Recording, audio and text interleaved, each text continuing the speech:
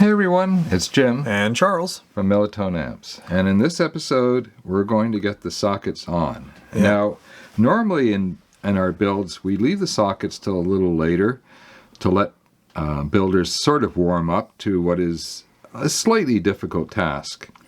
But because the sockets, because a lot of resistors sit very close to the sockets, and we don't want to put too much heat into the resistors, we're going to actually get the sockets on now, and then we'll do the resistors. Yeah, so in order to prep these sockets for installation, we want to make sure that these legs here are roughly 90 degrees coming off of it. You can see these are still a little bit bent outwards and a little bit randomly. Try and get that into a better shot.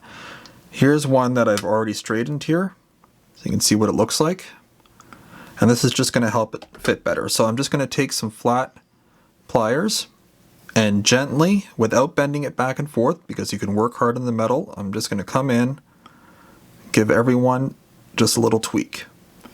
Yeah, and it's important that you don't overwork the sockets, because the distance the socket sits off the board is already predetermined by how that leg is manufactured. Yeah, so don't mess with this angle that's coming off the bottom. Yeah, exactly. Don't think I got that one. I'm just giving it a gentle bend over, and that should be good. Okay. Now, this is a classic mistake. So, you see here, it says install sockets here. So, this is going to be the top of the PCB, and you'll notice that only small components go on this side of the board. Certainly no big capacitors. So, make sure that you put your 5 miniature 9-pin sockets on the correct side of the board. Okay, so let's start off with the middle one here. You can actually get them all sort of preloaded at the same time, which will help the stability. But we're just going to do one for the show. So I've got it loaded, and then I'm going to take a look at it and make sure that it's sitting even and flat. So it doesn't have to be absolutely perfect, but keep an eye on it, because if it's way off on an angle, then you probably have a pin that needs to be adjusted a little bit. So I'm going to hold on to it and flip it over. Yeah, so Charles has got a little bit of pressure up on the socket, up against the board now. And now I'm going to come in just with the back end of the pliers and just bend over the pins slightly. And this is going to help give it a more mechanical connection. Now be careful you don't slip, because you'll scratch the board and it'll start looking like rat shit. So I think everybody knows what rat shit looks like. Okay. The funny expressions we have in English.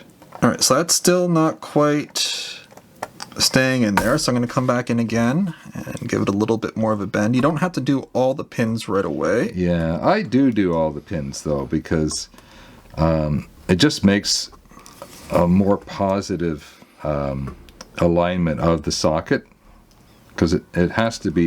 Oh, there we go. See, I just slipped there. Thankfully, I didn't catch anything. But that's what you have to be careful of. There we go.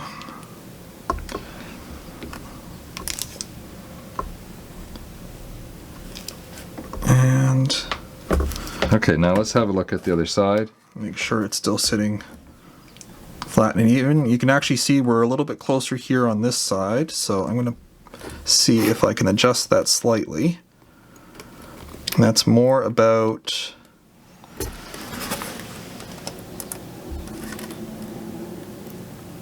There we go. Okay, so I've just tweaked it slightly. That's sitting a whole lot better. Sorry, it's out of focus there. Okay, I think everyone knows what they're doing. So hop to it, everyone, and we'll see you back in a minute. Yeah, and just a reminder, you are going to need a little bit more heat on this, but you don't need too much. There isn't a huge amount of thermal mass. Yeah, and we definitely want flow through. So when we come back, we'll show you what we mean by flow through.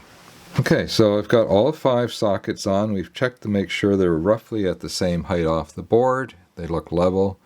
And I've got them all fluxed up, and I've got a little block here that's the right thickness that's gonna... So basically my sockets are all sitting tight to the table, which helps keep everything in alignment. And then I'm just going to solder all 5 of them, but I'm going to stop occasionally to take a look and make sure everything is okay before I keep going. Okay, hop to it, everyone. Okay, so we've got all 5 soldered on. I'm going to clean up the flux all at the end, or close to the end. And if we look at the other side, you'll be able to see that we've got a nice little bit of flow through. So we're not going to come in on the second side and do it on this side of the board. We want the solder to flow through, but everybody is nice and level, and everybody's sitting flat to the board, so that's what we want.